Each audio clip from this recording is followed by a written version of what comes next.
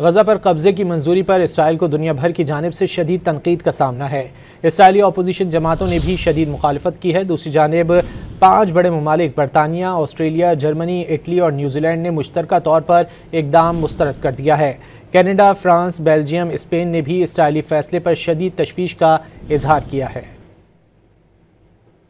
اسرائیل کی سیکیورٹی کابینہ کی جانب سے غزہ شہر پر قبضے کے منصوبے کی منظوری پر صرف دنیا ہی نہیں بلکہ خود اسرائیل کے اندر سے بھی آوازیں اٹھ رہی ہیں۔ اسرائیلی اپوزیشن رہنماؤں کی جانب سے بھی نیتن یاہو کے مذموم منصوبے کو سخت تنقید کا نشانہ بنایا جا رہا ہے۔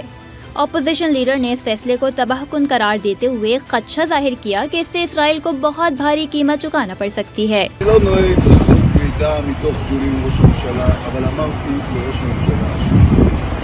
עזה זה רעיון רע מאוד.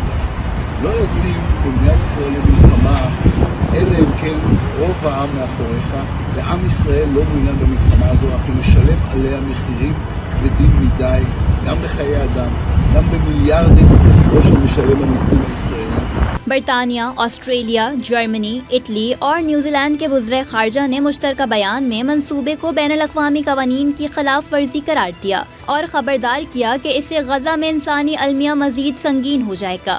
دوسری جانب اقوام متحدہ کے سیکریٹری جنرل اینٹونیو گوتریس نے اسرائیل کی جانب سے غزہ پر کنٹرول کے فیصلے پر شدید تشویش کا اظہار کیا ہے۔ برطانوی وزیر اعظم کی جانب سے کہا گیا ہے کہ اسرائیلی فیصلے سے غزہ کے حالات مزید خراب ہوں گے۔ چین اور ترکی نے عالمی برادری سے اسرائیلی منصوبے کو روکنے کے لیے فوری اقدام کا مطالبہ کیا۔ جرمنی نے اسرائیل کو مزید اسلحہ بیچنے سے انکار کر دیا۔ فن لینڈ کے وزیر خارجہ کا کہنا ہے کہ وہ غزہ میں بڑھتے ہوئے مصائب پر انتہائی فکر مند ہیں۔ فلسطینی نیشنل انیشیٹو کے صدر مصطفی برغوثی نے اسرائیلی اقدامات کو سنگین جنگی جرم قرار دیا۔